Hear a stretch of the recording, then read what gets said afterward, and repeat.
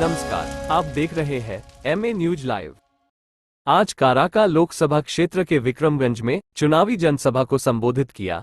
देश के रक्षा मंत्री राजनाथ सिंह ने अपने भोजपुरी संबोधन से राजद और लालटेन पर जमकर निशाना साधा और कहा कि लालटेन सिर्फ एक ही कमरे में रोशनी कर सकता है। चकाचक भाई ना अरे हमन दिल्ली में चाहे जितना रहल जा, लेकिन अपन भोजपुरी भाषा कबो भुलाई नहीं सकी तमान।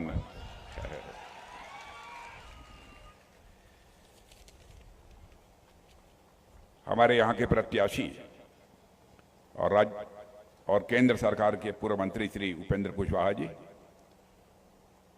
भारत सरकार के पूर्व मंत्री श्री राधा मोहन सिंह जी, श्री राजेश्वर राज जी पूर्व विधायक, श्री राजेश्वर चौरसिया जी पूर्व विधायक, श्रीमती निवेदिता सिंह सदस्य विधान परिषद, श्री आलोक कुमार सिंह, श्री कपिल कुमार जिलाध्यक्ष रालमो रोहतास, अजय कुशवाहा जिलाध्यक्ष जदयू, श्री अखिलेश सिंह राष्ट्रीय सचिव रालोमो, श्री चितरंजन सिंह प्रदेश उपाध्यक्ष रालोमो, श्रीमती अरुणा देवी नेत्री जनता दल यू, मनीष सिंह भाजपा नेता, रेशमा पटेल जिला पार्षद, सुनील सिंह, श्री गया सिंह, श्री मदन प्रसाद वैश्य, श्री विजय सिंह, श्री रिंकू सिंह जनता दल यू नेता, ओम प्रकाश सेतु प्रवक्ता जदयू, सत्येंद्र सिंह जनता दल यू, राम कुमार शर्मा, आनंद गुप्ता और यहाँ मौजूद मेरे सभी सम्मानित बहनों एवं भाइयों,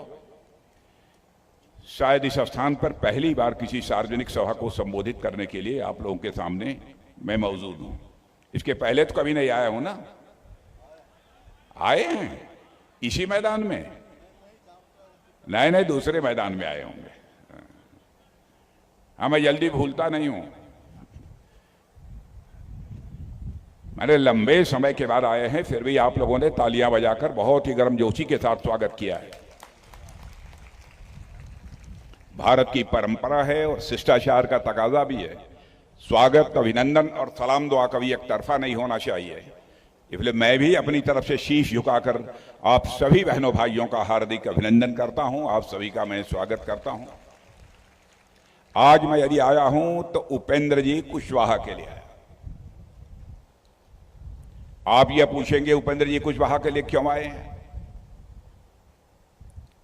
क्योंकि हमारे यह एनडीए के सहयोगी हैं, एनडीए के नेता हैं,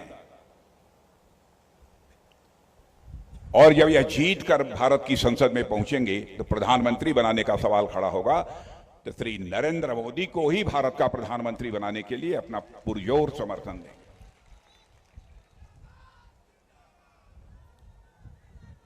इसलिए मैं यहां पर आया हूं और हमें बात की अच्छी तरह जानीला, चाहे एकदम अनपढ़ कोई बिहार को हो, राजनीतिक दृष्टि से बहुत जागरूक होने लोग। गांव में चौपाल पर कौड़ा पर जब बैठ जाई हैं तो केवल भारत के राजनीति की बात न करी हैं, देश विदेश तक का राजनीति की बात करी हैं लोग। ये हाल है बिहार का, हम अच्छी तरह जानते हैं। बहुत जागरूक हैं लोग। लंबे समय तक आपने देखा है कि बिहार में एक आरजेडी पार्टी है। वैसे आरजेडी की हवा निकलती जा रही है, लेकिन अब कांग्रेस के साथ इन लोगों ने गठबंधन बना लिया है। मैं आरजेडी के बारे में कोई एक बात मैं कहूंगा कि बहनों भाइयों, लालटेन कितनी रोशनी देगा?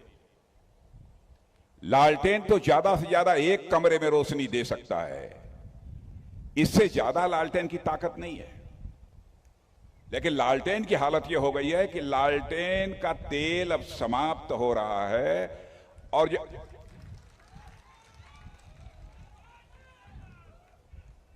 आई घरे में देखले हुआ तो हम लोगन कि जब लालटेन का तेल जब खत्म होए लगा तो बत्तियां भभकैले। नहीं लगे पुरान लोग जब बैठे मालूम हो लालटेन नया लड़का न जानत हुई है। जब भभके लगा तो मान ला कि लालटेन बुझाए वाली है और एक तेल खत्म है। यह हाल आरजेडी के लालटेन का ही है। कांग्रेस की हालत तो ये हो गई ले, कांग्रेस की हालत तो ये हो गई ले कि 10 साल के बाद आपके घर को कोई बच्चा हो या आप पूछबा कि कांग्रेस, तो कहेगा कौन कांग्रेस। जैसे दुनिया की धरती से डायनासोर लुप्त हो गया है, वैसे ही भारत की राजनीति से यह कांग्रेस 10 वर्ष के बाद लुप्त हो जाएगी। आप देख रहे होंगे 52 वर्षों तक अखंड हुकूमत इस हिंदुस्तान में यदि किसी ने किया है तो कांग्रेस ने किया है। बहनों भाइयों, भारत को दुनिया में जो ऊंचाई हासिल कर लेनी चाहिए थी, भारत का कद जितना बड़ा होना चाहिए था दुनिया में, 52 वर्ष तक हुकूमत करने के बाद भी भारत का कद उतना ऊंचा नहीं हो पाया। आप यहां के लोग जो विदेशों में रहते होंगे, आप उनसे पूछिएगा 10 साल पहले भारत के बारे में दुनिया के देशों में क्या धारणा थी और आज दुनिया के देशों में भारत के प्रति क्या धारणा है। पहले दुनिया के मंचों पर, अंतर्राष्ट्रीय मंचों पर भारत यदि बोलता था तो भारत की बातों को लोग गंभीरता पूर्वक नहीं लेते थे। कहते थे भारत यह तो कमजोर भारत है, गरीब भारत है। क्या हम इसकी बात सुने? बहनों भाइयों, हालात बदल गए हैं। आज भारत यदि दुनिया के मंचों पर बोलता है, सारी दुनिया कान खोलकर सुनती है। दुनिया कान खोलकर सुनती है कि भारत बोल क्या रहा है। यह भारत की हैसियत सारी दुनिया में बनी है। यहां तक भी महंगाई का प्रश्न है, हमारे पास आंकड़े हैं, मैं आंकड़े दे सकता हूं। दुनिया में सभी देशों में सबसे कम महंगाई यदि कहीं पर है तो भारत में। कोई हमसे प्रमाण मांगेगा तो मैं प्रमाण देने को तैयार हूं। मैंने तैयार कराया है और इसको लेकर मैं चल रहा हूं। मैं प्रेस के दोस्तों से भी कहूंगा कि आप इसे जरूर नोट कर लें। महंगाई का जहां तक सवाल है, भारत की खाद्य महंगाई सबसे कम है, 2.91%। अमेरिका में 7.7% है, फ्रांस में 19% है, ऑस्ट्रेलिया में 8.5% है, पाकिस्तान में 48% महंगाई है,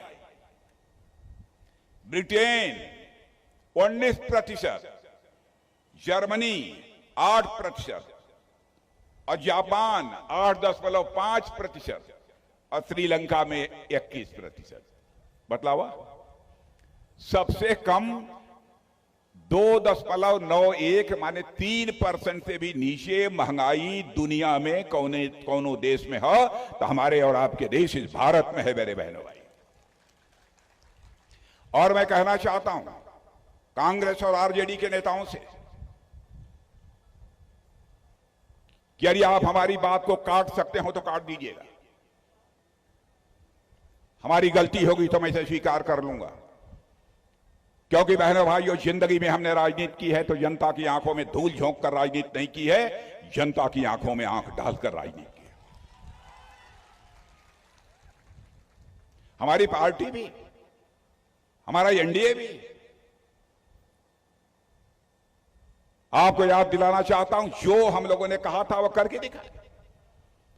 अपने घोषणा पत्र में हम लोगों ने कहा था हम आएंगे, धारा 370 समाप्त करेंगे, जम्मू कश्मीर का भी वही दर्जा होगा जो हिंदुस्तान के अन्य राज्यों का दर्जा होगा। और आपने देखा हमारे एनडीए ने, सबने समर्थन करके बहनों भाइयों धारा 370 को समाप्त कर दिया और आज जम्मू कश्मीर का वही दर्जा है जो हिंदुस्तान के अन्य राज्यों का दर्जा है। हम लोग बराबर अपने घोषणा पत्र में कहते आ रहे थे, रामलला हम आएंगे, मंदिर यहीं बनाएंगे। तो लोग ये कहते थे, हां रामलला हम आएंगे, मंदिर यहीं बनाएंगे, लेकिन तारीख नहीं बतलाएंगे। लेकिन बहनों भाइयों, आपने देखा कि 22 जनवरी को हमारे प्रधानमंत्री ने धर्माचार्यों के मार्गदर्शन में रामलला की प्राण प्रतिष्ठा कर दी है। अयोध्या में भव्य राम का मंदिर बन गया है मेरे बहनों भाई।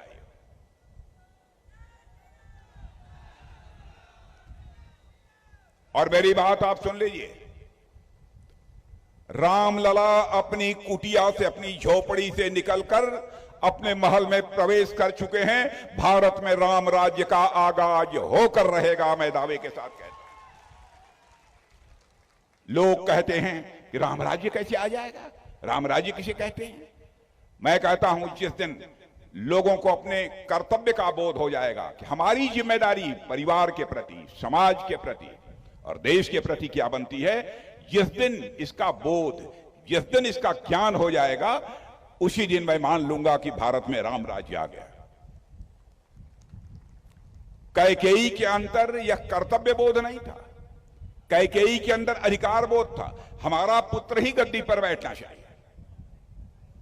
इसी कारण मर्यादा पुरुषोत्तम भगवान राम को 14 वर्षों का वनवास लेना को सहना पड़ा था। यह काम कहा था, हम लोगों ने करके दिखा दिया। बहुत सारी ऐसी चीजें। अब 3 तलाक को हमने समाप्त कर दिया तो कहते हैं कि भारतीय जनता पार्टी हिंदू मुसलमान की